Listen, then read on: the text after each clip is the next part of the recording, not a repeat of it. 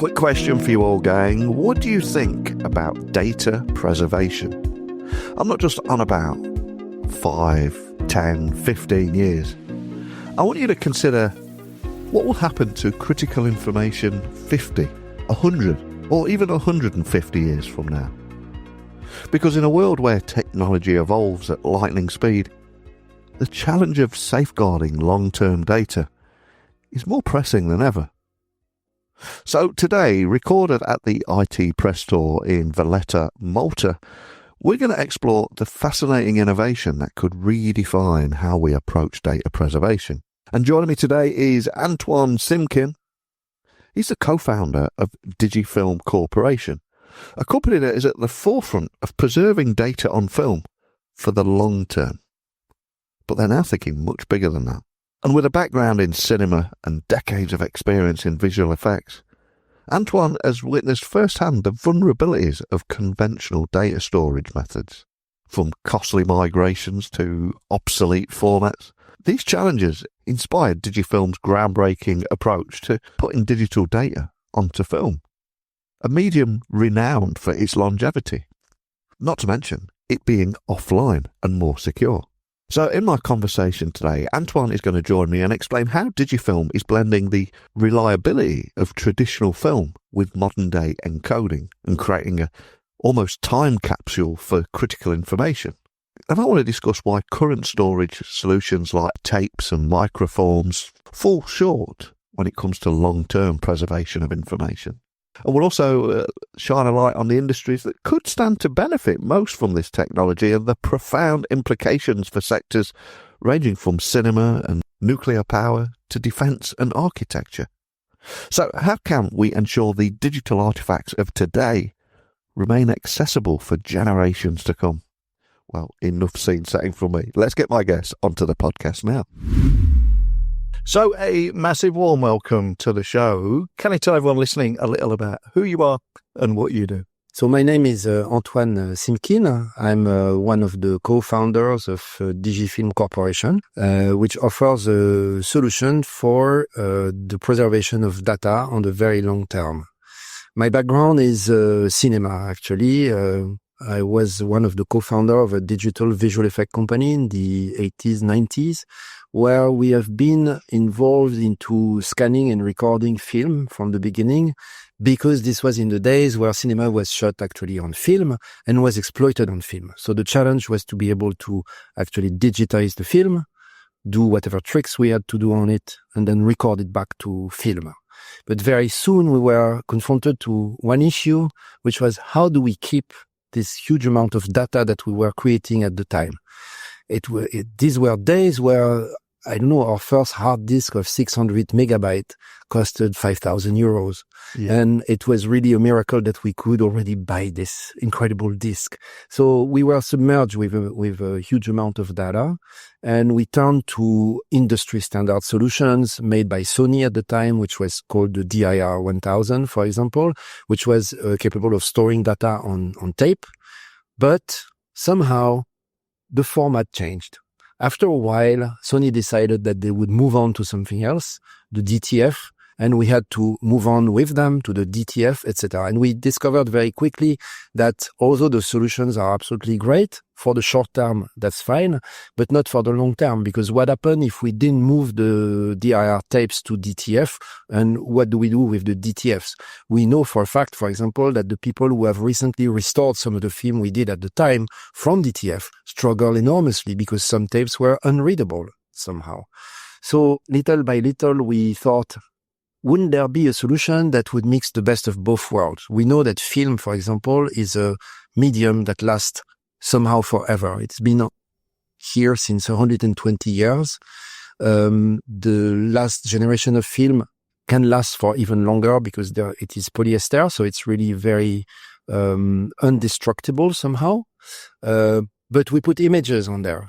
How can we transform those images into a relevant image that would represent data? Yeah. Because for everybody, the computer world is made of 0 and 1s. Yeah. But those 0 and 1s, actually in computers, they don't exist. It's only in our head. On a hard disk, on a tape, the zeros and ones are represented by some very thin magnetic dust that is oriented positively or negatively.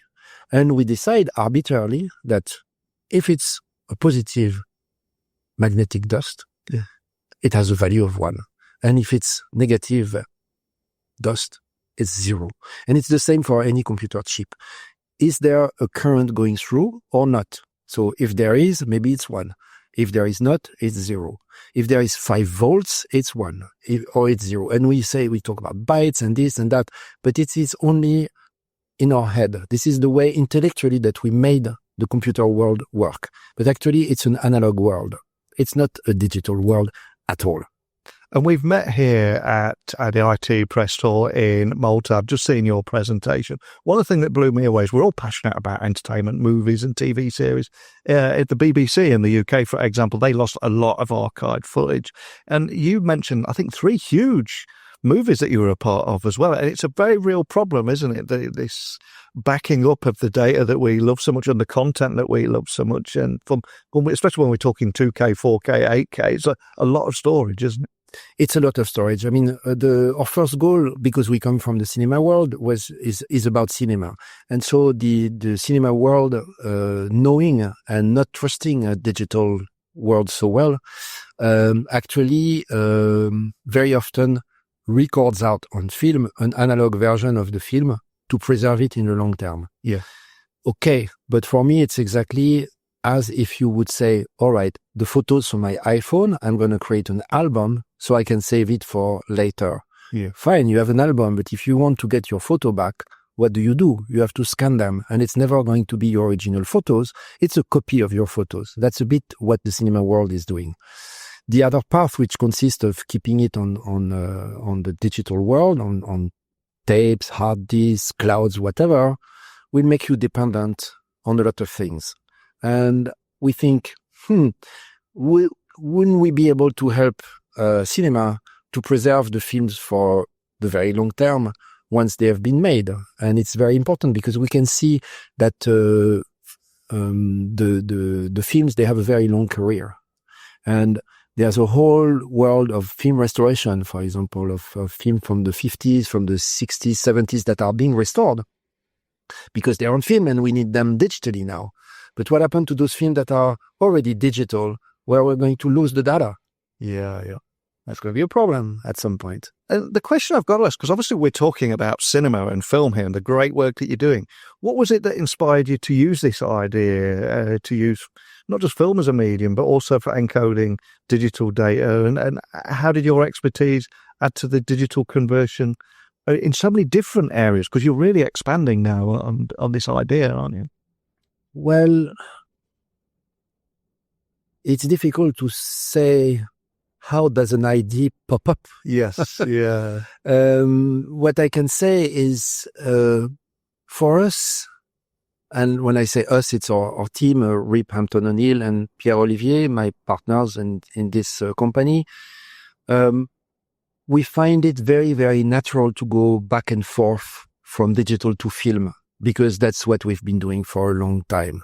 And so it's pretty obvious for us that because we can write just anything on film, and as I was saying before, the world of data, of computer data, is actually an intellectual construction.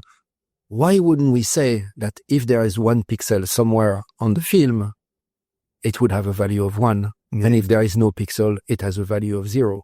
And from there on, if you say that, then you create a sort of grid with pixels on and off, and that's it. And for us, it's very natural. I cannot explain how it comes from. It's a question of culture. And I think it comes from the 20 years that we've spent going back and forth from the two medium and mixing them together in a natural way. I think probably someone who has not touched film or is only in the digital world or who has only been in the film world wouldn't do this transition. But we are kind of a hybrid culture, and I think that's where it comes from. Yeah. So LTO tapes are widely regarded as reliable and cost-effective, but what are their key limitations and how does Digifilm address these challenges?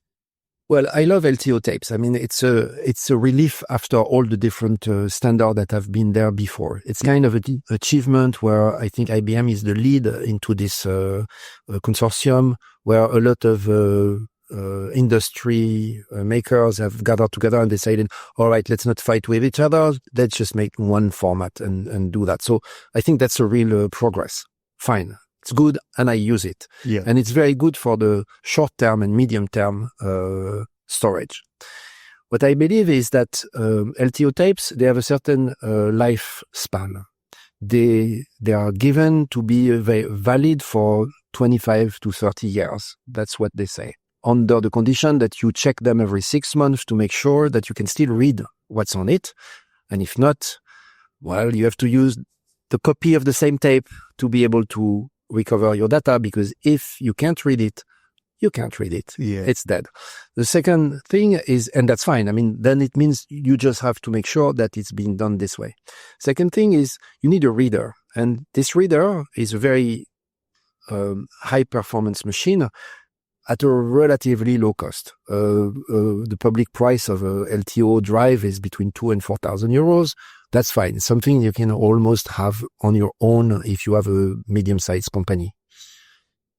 The thing is progress, and the LTO is evolving constantly. We are at LTO 9, and a LTO 9 reader or writer can write LTO 9 tapes and read LTO 9 tapes. They can only read LTO 8 tapes. They cannot read LTO 7 tapes. So if you have LTO 7 tapes, you need to migrate them on LTO 9. So every 2 or 3 years, you need to do this. So fine, you have companies whose business is to do this, and I'm perfectly okay with this. But from the user point of view, you have to realize that there is not a place where your data is on your tape. There's a place where there are tapes and people's data. And the day something goes wrong with the company that is doing this, how are you going to recover your data?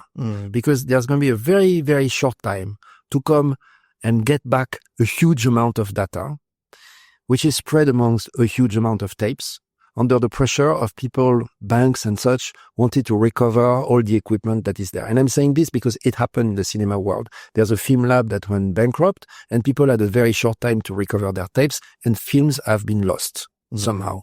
So, although I still consider LTO tapes as an extremely good medium and probably the most economical way of storing data on the medium or short or medium term, for the very long term, I doubt of this. And I think that if you believe that in 50 years you will recover your data from an LTO tape, you'd better hope that the company that was dealing with it is still there, that you've paid your fees, and that all is okay, and that they actually really checked every 6 months that the tape was readable, that they had a second copy, etc. Now make the calculation of how much does this cost over 50 years. Nobody cares because you pay year by year. But in reality, it is a problem. It is a problem where someday this can be lost somehow. So the question I've got to ask there, and with technological advancements, you've highlighted a great problem there that we have right now. Many storage solutions lose compatibility over time. So how does Digifilm ensure that that data stored today will remain accessible, not just in 5-10 years, but 50 years or 100 years or even more? What are you doing differently here? Well, what we're doing differently is that what is stored on the film is an image. If you can imagine an image, maybe if I say a QR code, that's the most easy way to relate to it. It's an image that consists of little dots, right? This image is written on the film and will stay written on the film, doesn't need to be migrated, doesn't need to have anything done to it. It just lies there and it will not change because film does not change. In the very long term, maybe it will not be as bright, but it will still be on. So if a pixel was there, maybe it will not be as bright, but it will still be visible. And it will not change color or layer or anything. It will still be there. So there is absolutely no need of migration or maintenance or anything or looking if it's okay or anything. We just store and forget. And this is a place where you can go back when everything else has failed. I'm not saying don't do the rest. I say absolutely do the rest. Yeah. Keeping in mind that the most important part of your data, you'd better have another sort of copy on another sort of medium. Actually, that's the way the UNESCO consider that you need to keep your data. You need to keep them on different sort of medium. Because if you have, for example, 2 hard disks with your data, it's not as good as having 1 hard disk and 1 LTO tape. Yeah. The best is to have 1 hard disk, 1 LTO tape, and an Archiflix data base that you can put somewhere in case the others fail. And they will, because a hard disk lasts only 30,000 hours. Yeah. I was speaking to someone recently and they said there are 2 kinds of people in this world. Those that are making backups and those that will be making backups in the future. I mean, some might argue that traditional methods like microforms or magnetic storage are sufficient in their own right. But what would you say to those skeptics who maybe question the need to do something differently? Well, regarding microforms, I think that's a very interesting topic. Microforms actually are pictures of files. Let's say you have an Excel sheet, you take a microform, it's like printing it on film. Yeah. Right. So what you get is your Excel sheet on a piece of paper. It's a piece of film, but it's the same. It's a picture. Yeah. If you need to recover it, you scan it, and then you have an image of your Excel file. Where are the formulas? Where is everything? Where is the date of creation of the file? Where is the name of? Nothing of this exists anymore because it is a TIFF file. It's just a reproduction. Yeah. So, although microform seems to be a very simple way of saving a ton of documents, you just have a picture of your documents. It's exactly like what I was saying about my iPhone pictures. If I have an album, it's fine, but it's not the pictures. Yeah. It's a reproduction of it. And it loses everything from the original file. So we consider that against microforms, we have a huge advantage because that file that you use to create the microform, whether it's a PDF, a CAD file, an Excel sheet, or any kind of file, whatever it is, because we're completely agnostic, we are just using data. When you will recover it from Archiflix, you will recover your original file exactly as it was, without being possible to tamper with it, because on the film you cannot change it at all, and you add a level of security because it's offline.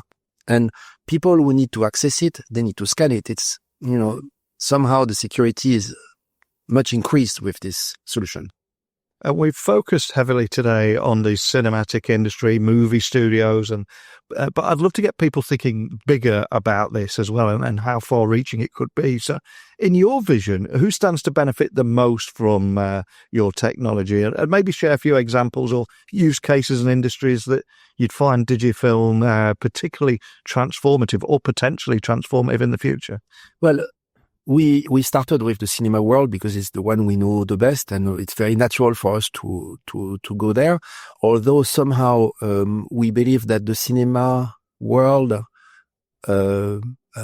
size in terms of market, the amount of data that is generating, we believe it's probably 5 to 10% of the global market of data that needs to be really preserved. Some data doesn't need to be preserved, but some data needs to be preserved. And so as we were developing the technology, we started to talk with other people. And we realized that in the industry, I'll take an example, for example, of nuclear power plant builders. A nuclear power plant is going to be exploited between 50 to 70 years. It takes about 15 to 20 years to build, and it takes more than 30 years to dismantle. We are way above the level of 100 years. Yeah. So how do you preserve the data? Currently on microforms. So imagine what it is to recover microforms instead of the original files for whatever you need. I think this is something that could be really interesting for them, because although they will preserve it through the regular route, LTO migration and stuff, they know that over 70 years, something wrong will happen at some point, or potentially will. And the problem is not, the problem is how much does it cost to recover from such a disaster? It's impossible to calculate somehow. But it is true also for, I don't know, a boat, a super tanker. It's going to work for 60 years. So it's the same problem. Yeah. A lot of bridges, a lot of tunnels, a lot of buildings, a lot of, all that kind of data. It's the same thing. It's like buildings, industrial installation that lasts for a very, very long time, a stadium, whatever. All these things, they need architectural plans blueprints to be kept for a very, very long time.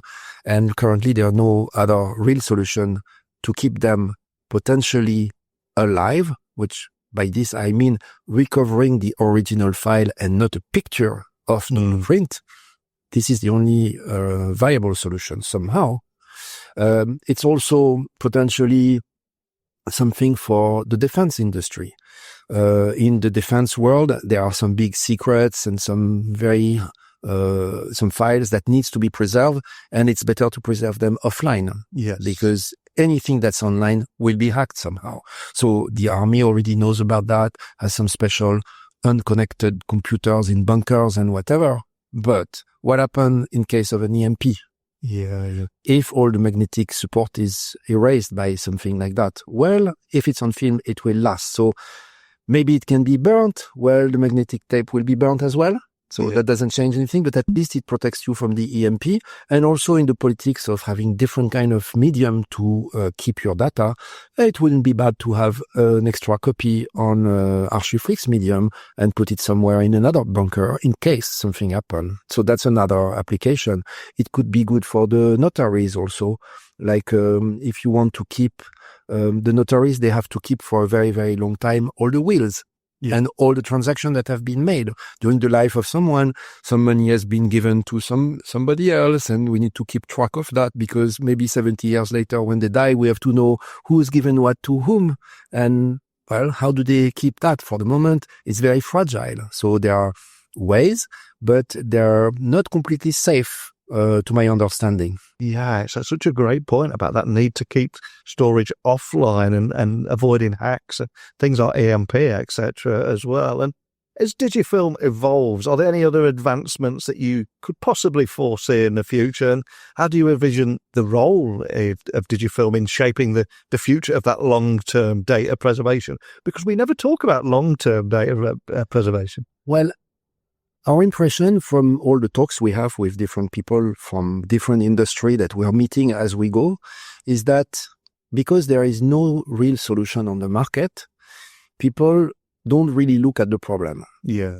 Because everybody that is a bit reasonable knows in the back of their heads that something can really go wrong with data, and we can do whatever we want. We can develop any kind of double, triple security. As long as it's magnetic and there's migration, there is a risk because each time you migrate, it's a copy, and if you make a copy, it can go wrong. And all that. And also you're concentrating it, etc. What the future of what we are doing is we currently are at a stage where we believe that we can already replace the microform world. We are not in the terabyte world somehow. We can replace a huge amount of documents in a reasonable space, but we are very conscious that we need to increase the capacity of our storage potential. So this is what we're working on. We're working on improving the density of what we can write on the film.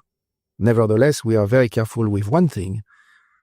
We want to keep it in a human readable capacity, because if we go too far, then we're going to fall in the trap of all the other solutions that are absolutely wonderful and promising, but who all need a machine to be able to decode it and to read it. That is not a machine that can be made by amateurs. That cannot be made by let's get together and let's build the proper scanner to make Archiflix because there are some interesting data to decode. No one will be able to make a machine on their own that can decode a silica system. Yeah. No one will be able, we don't even know how we're going to write on DNA, how we are going to read from DNA. I don't know. And it's great that we do this, and we must do it because we have tons of very interesting data to store for medium whatever. But I don't think it's so important to save all the data. Some data, and it's not so much, some data needs to be preserved, not all of it. And for anybody listening anywhere in the world, in any industry, maybe you've sparked a few light bulb moments today of, hey, this might be able to work for me. Anywhere you'd like to point everyone listening on where they can find out more information? Well, there's a website of Digi Film Corporation, digifilm-corp.com, where they will find white papers and different things.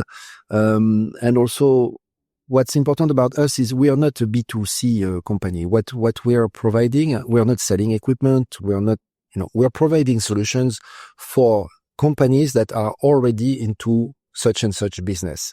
If companies are in the business of doing long-term preservation of data and they know they have proper contracts, but they're struggling to actually be able to make it, well, maybe they can talk to us and we can look together at how best can we help solve their problem, because we cannot imagine all the problems of everybody. We have our own path and we grow up in understanding more of what's going on elsewhere. But we are trying to break the silo and trying to understand who else has what kind of problems, because I'm pretty sure there are problems I don't even imagine that maybe we can solve. And I think that for the moment, a lot of people don't foresee that problem because they don't see a solution off the shelf. Suddenly, because this solution is there, maybe the problem will appear. It's like, oh my God, it's true that in 50 years, how is it going to run? Maybe people don't care because they won't be there. But some stuff are important to keep. 100%. Well, I'll have links to everything so people can find you nice and easily today. And I would urge anybody listening, if they're concerned or interested or excited about long-term data preservation, to reach out and contact you. But just thank you for stopping by and saying hi today and sharing your story. Thank you. Thank you very much for allowing me to talk about my time capsule. Wow, I think Antoine's journey from the cinema world to co-founding Digital Film Corporation highlights the urgent need for more innovative solutions in long-term data preservation. We're so obsessed with the right here, right now and next year, but we seldom think about the impacts of any technology or even protecting data 150 years from now. But what I love about today's episode is combining the durability of film with cutting-edge digital encoding. That collision has enabled DigiFilm to address a problem that many of us haven't considered: how to ensure that vital data survives for decades, if not centuries. And as Antoine shared the importance of keeping critical information offline and secure, I don't think that can be overstated, especially in industries where data longevity is essential. And DigiFilm's approach not only safeguards data, but I think it's bigger than that. It also opens up new possibilities of how we think about preservation. Whether it's architectural blueprints, cinematic archives, or sensitive defence records, the potential applications appear to be vast here. But what are your thoughts on long-term preservation? Have you thought about how you protect data for 100, 150, 200 years? Do you see this as a growing concern for your industry? How are you tackling it? As always, let me know. Join the conversation. Email me, techblogwriter@outlook.com, LinkedIn, X, Instagram, just @NeilCHughes. Love to hear your thoughts on this one. But that's it for today, so until next time, thank you for tuning in as always. Take care, and I'll be back again tomorrow with another guest. Speak with you all then. Bye for now.